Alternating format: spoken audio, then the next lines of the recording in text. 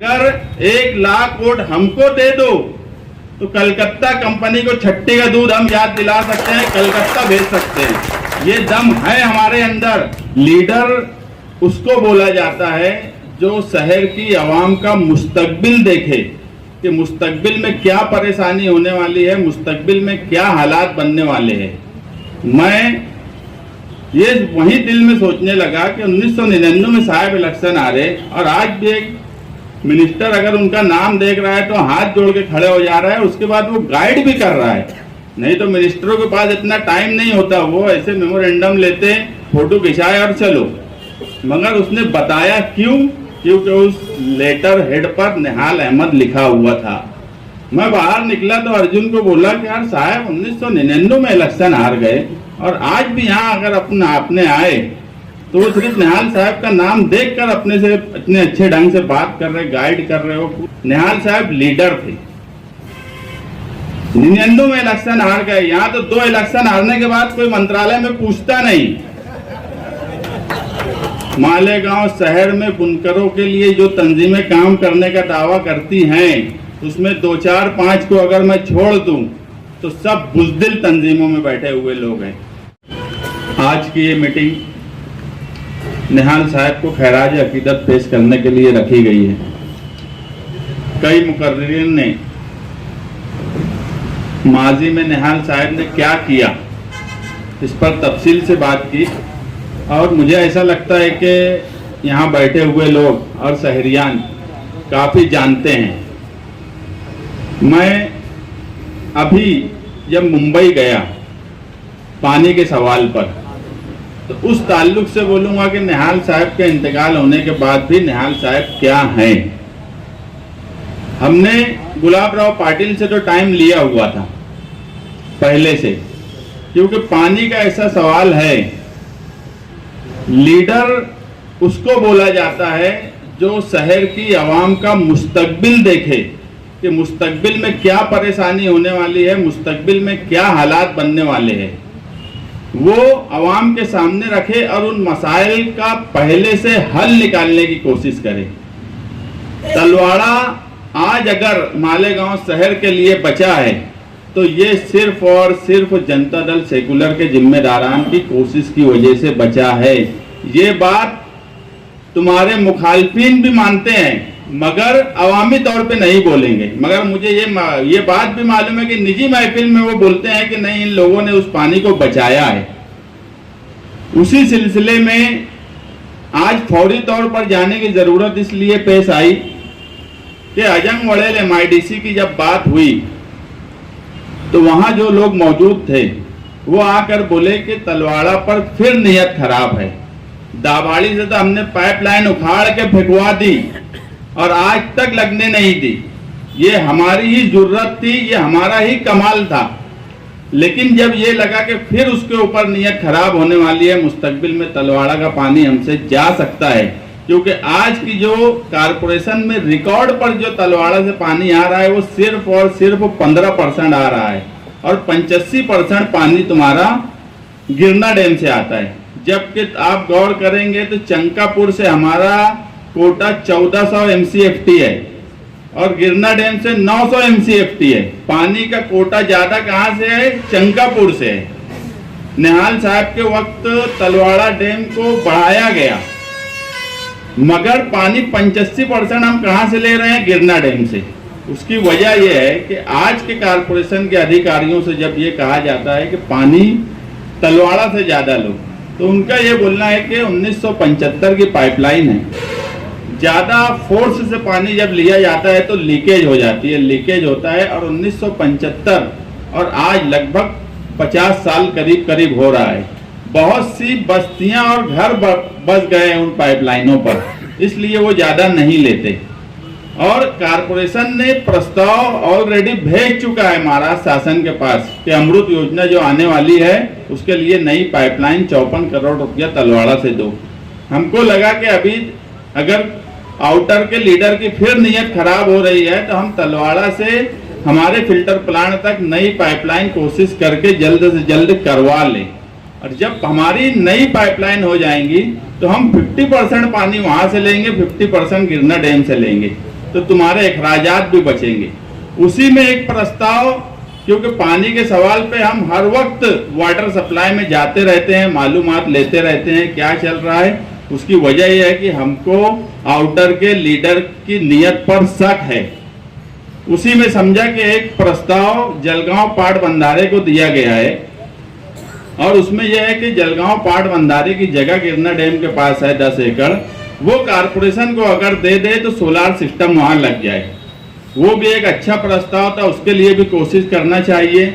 हम उसके लिए भी गए कि आज तकरीबन 10 से 11 करोड़ सालाना पावर का बिल भरते हैं। ना नफा ना नुकसान पे जो गिरना डैम की स्कीम लाई गई थी, यहाँ साजना मैडम बैठी है जिनकी सदारत में, ये इनकी ही उस वक्त की कोशिश थी। जो लोग गिरना डैम की बात करते हैं 1997 में ना वो कारपोरेशन में थे, ना वो महाराष्ट्र सरकार में थे, ना वो दिल्ली में थे।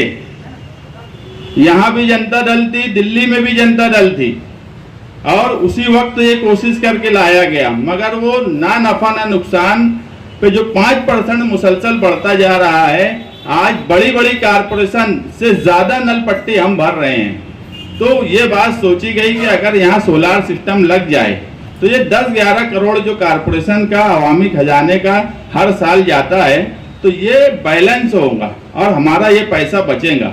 और तलवाड़ा की पाइपलाइन आएंगी तो अच्छा पानी हम वहाँ से ले सकते हैं। जैसे रिजवान सर अभी बोले कि पानी अच्छा आ रहा है, इसलिए हमें नहीं समझ में आ रहा है। नहीं तो तुम्हारे वहाँ की लीडरशिप क्या है और जलगांव की लीडरशिप क्या है, ये भी शहर के सामने है। ऐसे वक्त में हमने वो प्रस्ताव के लिए जब गुलाब राव पाटिल से पास गए, तो मैं भी जानबूझ के शान हिंद निहाल अहमद का लेटर लेकर गया था, मेरा खुद का लेटर नहीं लेकर गया था। उन्होंने जब लेटर देखा, और अर्जुन मेरे साथ था, आफ्ताब आलम, उसने बोला कि निहाल साहब के यहाँ से आए हैं, तो वो हाथ जोड़ के खड़े हो गए। और उन्होंने सिर्फ लेटर नहीं लिया, उन्होंने गाइड किया मुझे कि कैसे तुम्हारा ये काम जल्द से जल्द होगा। ये होती है लीडरशिप। निहाल साहब 1999 में असेंबली इलेक्शन हार गए। मैं ये वही दिल में सोचने लगा कि 1999 में साहब इलेक्शन हारे, और आज भी एक मिनिस्टर अगर उनका नाम देख रहा है तो हाथ जोड़ के खड़े हो जा रहा है, उसके बाद वो गाइड भी कर रहा है। नहीं तो मिनिस्टरों के पास इतना टाइम नहीं होता, वो ऐसे मेमोरेंडम लेते, फोटो खिंचाए और चलो। मगर उसने बताया क्यों, क्योंकि उस लेटर हेड पर निहाल अहमद लिखा हुआ था। ये होती है लीडरशिप, और उन्होंने जो गाइडलाइन की दी है मैं उस पर भी अमल करूंगा। उसके बाद स्कूल बोर्ड में जो आज ये 5 साल से बैठा है, मुसलसल बदउनवानी करता जा रहा है। प्राइमरी स्कूल का निज़ाम दिन ब दिन खराब होता जा रहा है, मगर उसकी बदउनवानी जारी है। हमारे पास दीपक केसरकर साहब जो मिनिस्टर हैं अभी तालीम के, उनका अपॉइंटमेंट पहले से नहीं लिया हुआ था, मगर हम वहाँ पहुँच गए। जब वहाँ गए तो वो हमसे मिले, और उन्होंने भी जब लेटर देखा कि निहाल साहब लिखा है, तो वो बोलने लगे कि यार तुमको अपॉइंटमेंट लेके आना चाहिए था, तो मैं तुमसे कुछ वक्त बात करता, क्योंकि वो मिनिस्टर है, उनका सब टाइम फिक्स रहता है। बोले मेरी मीटिंग है, तुम निहाल साहब के यहाँ से आए। तो मैं वहाँ भी सोचने लगा कि एक आदमी 1999 में इलेक्शन हार गया, आज 25 साल हो गए, लोग भूल जाते हैं, मगर उनका नाम देखकर मिनिस्टरों को आज भी वो मुझे बोलने लगा कि यार पहले से तुम अपॉइंटमेंट लेके आते तो मैं तुमसे और बैठ के बात किया होता। मैं बाहर निकला तो अर्जुन को बोला कि यार साहब 1999 में इलेक्शन हार गए, और आज भी यहाँ अगर आपने आए तो वो सिर्फ निहाल साहब का नाम देखकर अपने से इतने अच्छे ढंग से बात कर रहे, गाइड कर रहे हो, खुद बोल रहे कि यार तुम पहले से बोलते तो मैं तुम्हारे लिए टाइम और देता था। तो मुझे ये लगा कि एमएलए होना और लीडर होना ये दो अलग अलग चीज है। निहाल साहब लीडर थे, 99 में इलेक्शन हार गए। यहाँ तो 2 इलेक्शन हारने के बाद कोई मंत्रालय में पूछता नहीं। यहाँ 25 साल हो गए तो भी सिर्फ उनके नाम का लेटर हेड, उनके नाम पे लेटर हेड पे उनका नाम लिखा है तो मिनिस्टर लोग खड़े हो जा रहे हैं, हाथ जोड़ के खड़े हो जा रहे हैं। ये होती है लीडरशिप। इसे कहते हैं दबदबा, ये तुम्हारे शहर में रहा और आज तुम्हारे शहर में क्या है वो भी तुम्हारे सामने है। हम मुस्तकबिल का सोच रहे हैं, मुस्तकबिल में क्या परेशानी इस शहर में आएंगी, उसका हल कैसे निकाला जाए, उसके लिए कोशिश कर रहे हैं। वो मिनिस्टरों ने निहाल साहब को खैराज अकीदत पेश किया, ऐसा मैं मानता हूँ। और तुम्हारे लीडर के नाम का इतना असर है, तुम्हारे लीडर का कितना असर रहा होगा ये सोचने की बात है। उसी तरह आज बिजली के मसाइल पर मालेगांव शहर में कौन नुमाइंदगी कर रहा है? हम जो है मुसलसल, हमारे अभी प्रताप उगाड़े साहब जनता दल के सेक्रेटरी हैं, उन्होंने जब बम्बई में मीटिंग बुलाई, मैं अभी ये भी बताऊंगा कि बरसी का प्रोग्राम 28 फरवरी के बजाय 27 को क्यों रखा गया। 28 फरवरी का उन्होंने वहां से ऐलान किया कि बिजली की होली जलाई जाएंगी। हमने भी सोचा कि सभी तंजीमों को बुलाकर बातचीत करके एक बड़ा प्रोग्राम रखा जाए जो सरकार तक असर करे। और प्रताप उगाड़े साहब ने भी मुझे कहा था कि महाराष्ट्र में अगर बड़ा एहतजाज कहीं हो सकता है तो एक मालेगांव हो सकता है, भिवंडी हो सकता है। तो उसके लिए हमने कोशिश की, मगर डर, मालेगांव शहर में बुनकरों के लिए जो तंजीमें काम करने का दावा करती हैं उसमें 2, 4, 5 को अगर मैं छोड़ दूं तो सब बुज़दिल तंजीमों में बैठे हुए लोग हैं। हमने कल के उनके धरने की हिमायत इसलिए की कि इत्तेहाद दिखे। बेबाकी हमने हमारे लीडर से सीखी है, बेबाकी से बात करना हमने उनसे सीखा है। और तुम जो आंदोलन करने जा रहे हो वो कमजोर कैसे हो? करने वाले पहले ये सोच रहे हैं कितना छोटा किया जाए, कितना कमजोर किया जाए। इस पे भी निहाल साहब का एक वाकया मैं सुनाऊंगा कि 2014 में पावर लूम सनत के ताल्लुक से जो तहरीक चली, नेशनल हाईवे बंद करने की बात आई, उस वक्त भी लोग आगे पीछे होने लगे थे। कल नेशनल हाईवे बंद करना था, रात का इसी वक्त जनता दल ऑफिस कुदवाई रोड पर निहाल साहब ने मीटिंग बुलाई। वहां उस वक्त के एडिशनल एसपी सुनील कलासने साहब थे, नए नए आए हुए थे। उन्होंने फोन पर बोला कि साहब आप नेशनल हाईवे मत बंद करिए, आप जूना आगरा रोड पर धरना दे दीजिए। तो निहाल साहब बोले कि मेरा ऐलान हो चुका है और मैं वहीं करूंगा। तो उन्होंने उधर से कहा कि हमारी मालूमात में 25,000 लोग आएंगे।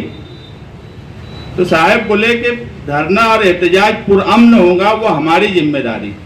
और मैं तो ऐसा मानता था कि 50,000 लोग आना चाहिए थे। अच्छा हुआ तुमने बता दिए एक रात पहले कि 25,000 आने वाले। अब तो मुझे ये फिक्र है कि मैं सुबह तक 50,000 कैसे करूं।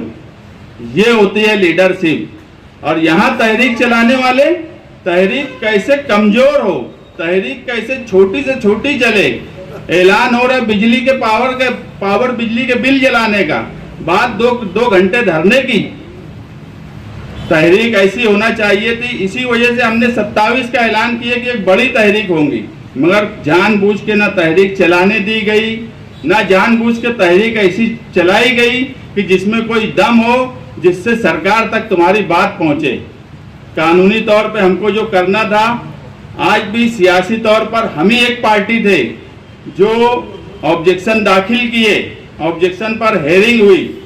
यहाँ मसूद मौलाना कंपाउंड बैठे हैं, ये हिस्सा लिए, यूसुफ इलियास साहब हिस्सा लिए, उमर सर हिस्सा लिए, एडवोकेट मुजीब जो है उन्होंने अपनी बात रखी। ये ऑब्जेक्शन पे कोशिश की गई। दूसरे शहर के लीडर कहाँ थे आज? किसी को कोई अता पता है? सनत का ऐसा सवाल जिस पर 37% पावर बिजली बिल बढ़ने की बात हो, ऐसे सवाल पर कौन नुमाइंदा आज MERC के कमीशन में जाकर नुमाइंदगी किया? हमने ऑफिस से ऑनलाइन नुमाइंदगी किए तो जनता दल की सदर शान हिंद नासिक से जाकर अपनी बात रखी। हमने हमारा ऑब्जेक्शन तो दाखिल किया, हमने हमारी बात तो बोली। हम एहतजाज भी करने के दर पे हैं। आज मालेगांव शहर के बुनकर 2 तरफ से मर रहे हैं। एक तो तुम्हारा कलकत्ता कंपनी मुसलसल परेशान कर रही है। कौन सी लीडर के पास रोज आना, मेरे पास 10-15 लोग आते, मैं खुद भी सबके मसले हल कर पाता हूं, ऐसा नहीं है। कोशिश करता हूँ 2-4 लोग के मसले हल हो जाएं, मगर कोई ऐसी ठोस नुमाइंदगी नहीं। अगर 1 लाख वोट हमको दे दो तो कलकत्ता कंपनी को छट्टी का दूध हम याद दिला सकते हैं, कलकत्ता भेज सकते हैं, ये दम है हमारे अंदर। लेकिन अवाम अगर 1 लाख वोट हमको दे और हम कलकत्ता कंपनी को नहीं कलकत्ता भेज दिए, उसके बाद आप हमसे सवाल करना। आज फॉल्टी बिल का मामला हो, 2-2 साल से लोगों ने अपना लाखों रुपया इन्वेस्ट करके कारखाना लगा के रखा है, उनको कंज्यूमर को मीटर नहीं दे रहे हैं। इंफ्रास्ट्रक्चर कुछ भी ऐसा नहीं कंपनी ने 5 साल में की जिस पर कोई बात की जा सके। बेधड़क पुलिस को लेके आते हैं, मीटर जमा करके लेके जाते। मैं पुलिस से भी एक बात कहना चाहता हूं कि पुलिस क्यों कलकत्ता कंपनी का साथ देती है? उन्होंने उनकी शरारत पर कौन सा काम किया? अगर पुलिस उनका साथ देती है तो पुलिस को फिर आप हमारे साथ भी बैठना पड़ेगा, उनके खिलाफ उनका क्या क्या मसला है। नहीं तो पुलिस अपना काम करे, हमको हमारा काम करने दे, कलकत्ता कंपनी को उनका काम करने दे। पुलिस का काम ये नहीं है कि उनके साथ जाकर लोगों को परेशान और हैरान करे। ये इस शहर में हो रहा है। लोगों ने खुद से मीटर जमा किया, 1-1 साल पहले मीटर जमा किया। आज बाजार अच्छा है, आने वाले वक्त में रमजान ईद है।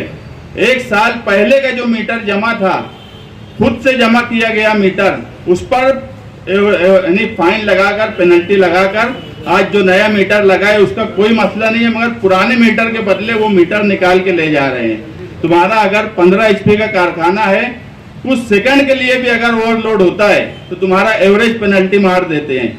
मुसलसल सनतकार परेशान है। नुमाइंदगी कौन कर रहा है? सनतकार बुनकर के नाम पर लीडरी करने वाले।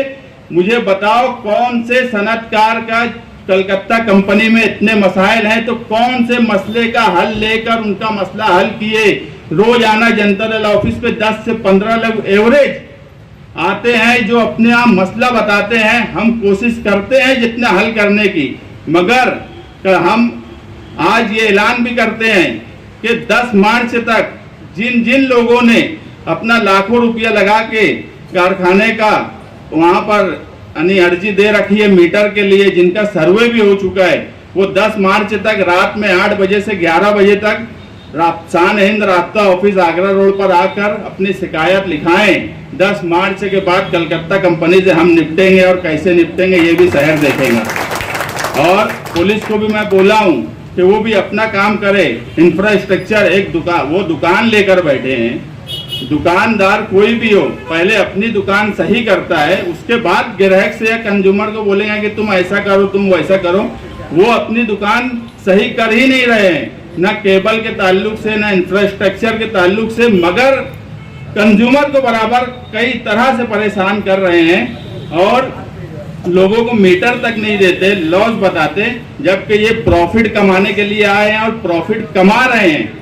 लेकिन इनके खिलाफ बोलने के बाद तुम उनके खिलाफ क्या करते हो, किस तरह उसका हल निकले, इसकी कोई कोशिश नहीं की जाती। ये इस शहर में हो रहा है। मैं अपनी बात यहीं पर खत्म करना चाहता हूं कि मालेगांव शहर में जिस तरह से पानी का मसला मुस्तकबिल में है, उसी तरह पावर का मसला भी मुस्तकबिल में है। इन तमाम मामला को हल करने के लिए आप हमें ताकत दीजिए। और जो निहाल साहब से जो सीखने की बात है, तो बेबाकी ही हमने सीखे है। मैं तो हमेशा बोलता हूं, मैं निहाल साहब से बेबाकी सीखा और बुलंद इकबाल से कागज पत्थर चलाना सीखा कायदे से। मैं तो दोनों लीडरों से सीखा, बेबाकी भी सीखा, कागज पत्थर चलाना भी सीखा। हाँ, इस मामले में कारपोरेशन के ताल्लुक से एक बात बोलना रह गई कि 5 साल जिनका इख्तियार कारपोरेशन में रहा, उन्होंने कारपोरेशन से मालेगांव शहर के लिए कुछ नहीं दिया। ये बात अब मुझे बोलने की ज़रूरत नहीं है, मगर जो घरकुल योजना थी, घरकुल योजना में इतना बड़ा भ्रष्टाचार हुआ कि आप अभी जब मैं जो बात बताऊंगा आप हैरान हो जाएंगे कि इतना बड़ा फॉल्ट अधिकारी वहां कर रहे हैं और किसी को समझ में नहीं आ रहा है कि घरकुल योजना का फंड था 433 करोड़ 56 लाख रुपया, जिसमें से 2,51,00,000 रुपये का काम हो गया। हमारे शहर की ये भी एक बदनसीबी है कि कोई प्रोजेक्ट मुकम्मल नहीं होता। तुम्हारा इसकी एक बड़ी मिसाल फ्लाईओवर ब्रिज है। बुर्ज खलीफा 5 साल में बन गया। ये कौन सा बुर्ज फ्लाईओवर है कि 5 साल भी हो गया तो ये बन नहीं रहा है। मैं तो बड़ा हैरान हूँ कि जब मैं ये रिपोर्ट पढ़ा कि ठेकेदार की बैंक गारंटी 22,40,40,00,000 रुपये थी। जब ठेकेदार शुरुआत में काम शुरू किया 2009 में, तो मोबिलाइजेशन एडवांस बोल के उसको 22,40,40,00,000 रुपया दिया गया। दिखती बात है, तुम किसी को कोई चीज एडवांस देंगे, जब वो काम करेंगे तो उसमें से कट करेंगे। उसकी बैंक गारंटी भी उतनी रखी हुई थी, मगर बैंक गारंटी हर साल रिन्यूअल करना पड़ती है कारपोरेशन को। 2017 तक तो रिन्यूअल हुई। उसने जितना काम करके बिल जमा करा 2,51,00,000 251 करोड़ का वो बिल दे दिया गया उसको, और एडवांस की जो 22,40,40,00,000 की रकम थी वो माइनस की नहीं गई। उसके बाद 2017 में जब रिन्यूअल नहीं हुआ तो उसने वो भी पैसा बैंक गारंटी का निकाल लिया। अब इतने बड़े घोटाले में अधिकारी लोग शामिल नहीं होंगे, ऐसा हो सकता क्या? 2017 में ये इक्तिदार में बैठे, कल की कांग्रेस आज की राष्ट्रवादी, मगर इनको भी ये नहीं सूझा कि कहां पर कितना नुकसान हो रहा है। हाँ, इनको एक चीज अच्छी से समझती, ठेकेदारी करना, ठेकेदार से कमीशन लेना। इसमें भी हो सकता है कि कमीशन ले लिया गया हो कि उनको कुछ इन्फॉर्मेशन मत दो और कमीशन लेकर 22 करोड़ निकल जाने दो। आज 22 करोड़ कोई छोटी रकम नहीं है। हम इसके भी खिलाफ केंद्र सरकार तक जाने की कोशिश करेंगे, क्योंकि ये फंड केंद्र सरकार से आया था। इतनी बड़ी गलती जानबूझकर ही हो सकती है। इतनी बड़ी रकम अगर जाय हो गई तो इसका जिम्मेदार कौन? आज घरकुल योजना का प्रोजेक्ट इस शहर में फेल हो गया, इसका जिम्मेदार कौन? इतनी बड़ी रकम जाय हो गई, इसका जिम्मेदार कौन? आज शहर कचरे के ढेर पर है। साफ सफाई का निजाम प्रशासक राज में बिल्कुल खराब हो गया है। जिनको इन्होंने ठेका दे के गया था, देकर गए थे, आज उसके ऊपर जो है आज का जो प्रशासक है वो मजे मार रहा है, मगर शहर पर कोई तवज्जो नहीं है। हम हमेशा कहते हैं जमहूरियत अपना एक निज़ाम है। जो लोग ये बोलते थे प्रशासक राज में बहुत अच्छा होगा, आज वो भी शहर में देख रहे हैं क्या हाल है। इलेक्शन का अता पता नहीं है, कब तक प्रशासक राज रहेगा ये भी आज कोई सही ढंग से बता नहीं सकता। शहर कचरे के ढेर पर है, रोजाना शिकायत आ रही है, मगर हम भी चाह के कुछ कर नहीं पा रहे हैं, क्योंकि जितनी एजेंसियां ठेके पर दी गई है, जिस तरह मोदी सरकार ने सारी चीज अडानी अंबानी ऐसे लोगों को ठेके पर दे दी, उसी तर्ज पे पिछले 5 साल में मालेगांव कारपोरेशन ने काम किया और सारा निजाम ठेकेदारी पे दे दिया, प्राइवेटाइजेशन कर दिया, जिसकी वजह से आज हमें ये तकलीफ है। हम इस शहर को जो कचरे के ढेर पर अब बसा दिया गया है और कचरे में रुपया पैसा कमाया जा रहा है, गटर में से रुपया निकाला जा रहा है, हम इसके भी खिलाफ सबे बारात के बाद एक तहरीक कारपोरेशन के गेट पर करेंगे कि इस शहर में साफ सफाई का निज़ाम दुरुस्त हो, इस शहर में इंफ्रास्ट्रक्चर सही हो। आप देखो ये सामने आगरा रोड है, कोई प्लानिंग, कोई रोड मैप इस शहर में जो लोग इख्तियार में थे उनके पास कभी रहा नहीं। कितने फेज में वो रोड बनेंगी ये भी नहीं अता पता। तुम जब रोड बनाना शुरू कर रहे थे तुम्हें उसी वक्त पता चलना चाहिए था कि आगरा रोड यहाँ से लेके दरेगांव तक कितने रुपये में बनेगी। सिर्फ हम देख रहे हैं फेज पर फेज बनता जा रहा है। ये तीसरे फेज के बाद भी रोड बन जाएंगी, इसकी कोई गारंटी नहीं है पूरी दरेगांव तक। इसमें करोड़ों रुपया लगा के ठेकेदार से लेके लीडर तक करोड़ों कमा रहे हैं, मगर चलो रोड तो बन रही है, मगर जो रोड जितना पैसा लग रहा है उससे आधी कीमत में बनना चाहिए था, उससे डबल कीमत में बन रही है। ये सब हालात शहर के सामने हैं। शहरियान को भी सोचना चाहिए कि आने वाले वक्त में उनका मुस्तकबिल क्या है और किस तरह से उनका मुस्तकबिल हल होगा। और निहाल साहब को यही सच्ची खैराज अकीदत है कि बेबाक बनो, निडर बनो, लीडर से सवाल करो, तुम्हारे नुमाइंदे से सवाल करो कि शहर के जो हालात है इसका जिम्मेदार कौन। अगर फंड पर आकर यहाँ उद्घाटन किया जाता है 6-6 महीना सलसल भर उस पर कोई काम नहीं होता, उस पर सवाल करिए कितने करोड़ों की फंड की बात होती है और काम मालेगांव शहर में क्या हो रहा है। अगर कोई लीडर आकर एक रोड पर काम करने का कुदाल मारता है तो आपकी जिम्मेदारी है, अगर वो काम वहाँ शुरू नहीं होता तो सवाल करो। यही सच्ची खैराज अकीदत निहाल साहिब को होंगी। निडर बनो, बेबाक बनो।